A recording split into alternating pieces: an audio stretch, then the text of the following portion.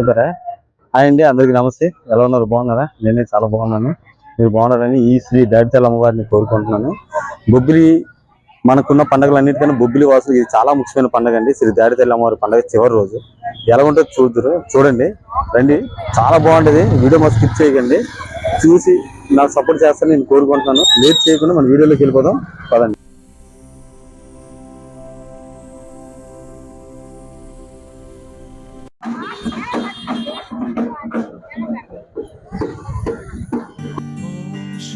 ఈ పండుగలోని అఘోరాల డ్యాన్స్ చాలా ప్రత్యేకం, స్పెషల్గా కనిపించిందండి. ఎలా అంటే చాలా న్యాచురల్గా, రియల్గా అఘోరాలు వచ్చి డ్యాన్స్ అదే నాట్యం చేస్తున్నట్టుగా అనిపించింది. మీకు తప్పకుండా నచ్చుతుంది అనేసి ఇది చాలా టైం వరకు చాలా సేపు అలాగా ఈ టైం కేటాయించాను ఈ వీడియోకి.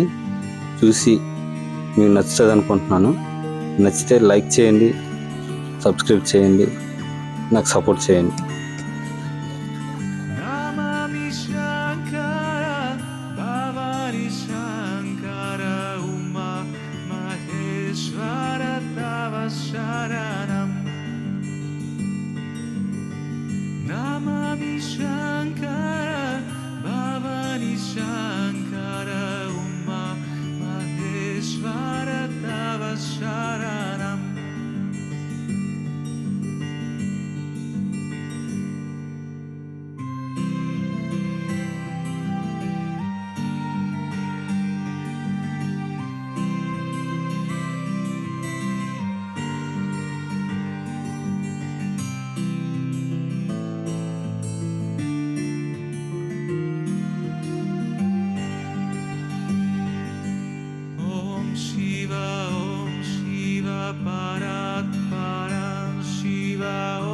నిజంగా అఘోరాలు వచ్చి డ్యాన్స్ చేసినట్టుగా చాలా బాగా చూపించారండి.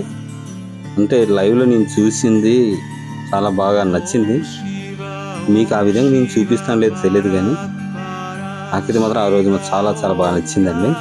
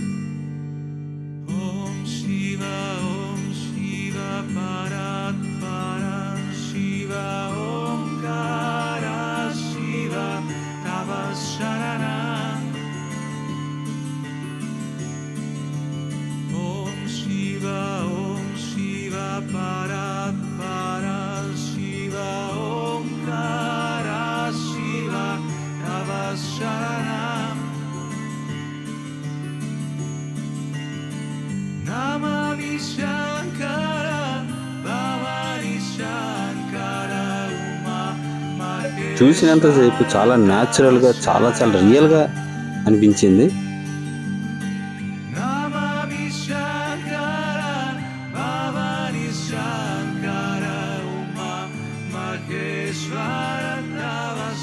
దీని తర్వాత వచ్చి వీరిలోని తిరిగే కొన్ని వ్యాసాలు అవి అన్నమాట తీశాను.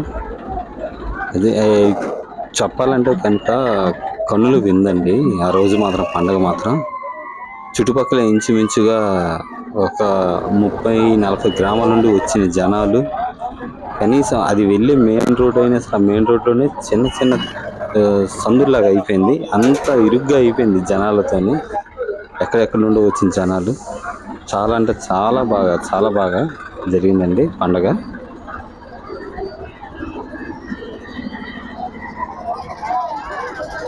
ఇది బొబ్బిలి మరి పాత బొబ్బిలి.